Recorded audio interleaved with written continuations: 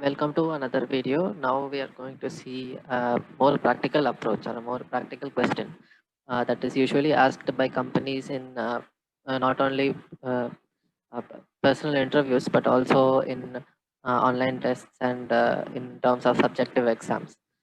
So the question is construct a D flip-flop using multiplexers.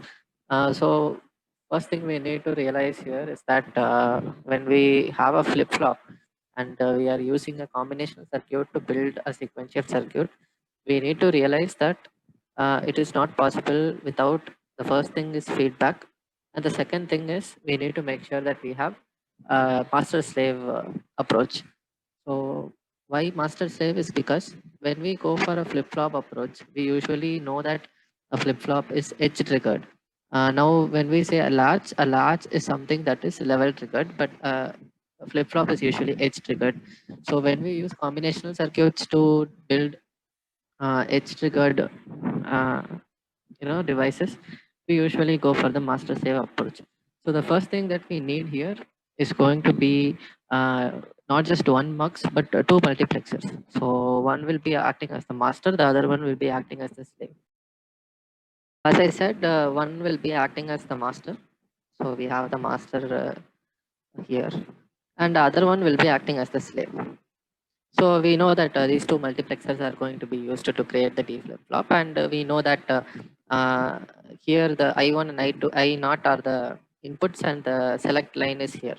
So we will be giving the clock to the select line, and according to the clock input, the I1 and I naught will be triggered, and we will complete a master slave approach here. So now coming to the connections of these two muxes to obtain the master slave approach.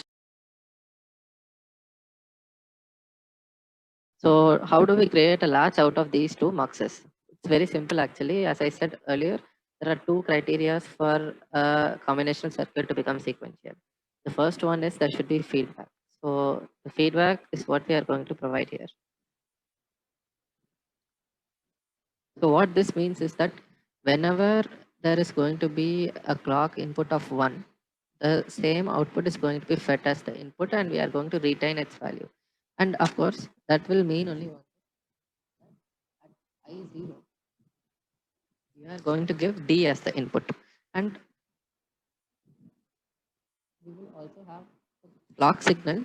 And this clock signal is going to be used to ensure that we do not tamper with the working of the two registers, which will be acting as latches.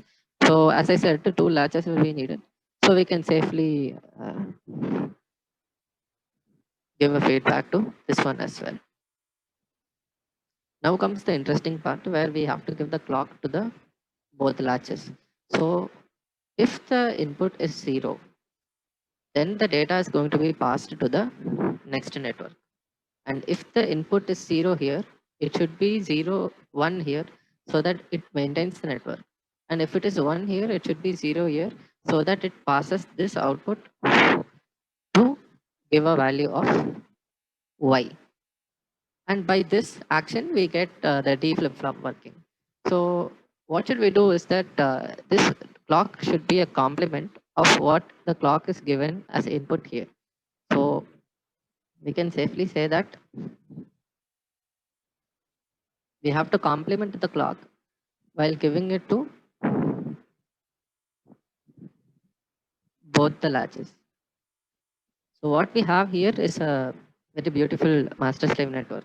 So we have a D input which is given to I0, which means when the clock is going to turn from 0 to 1, what happens here is when it is 0, the value is sustained. When it is going to go to 1, what happens is when the clock goes to 1, the D is going to be passed in as the value. And immediately as soon as it reaches 1, it still is going to have the value of the D output here.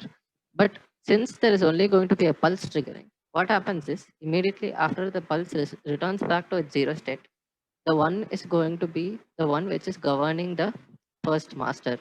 So the value is going to be stored and this value is going to be passed on to the next particular part, which is the slave. So the value which is present in the master is going to drive the slave, and this slave will eventually give an output whatever the master has stored. That is why it's actually called as a master slave network. So using Muxus, this is how you create a D flip flop. I hope it was helpful. Thank you.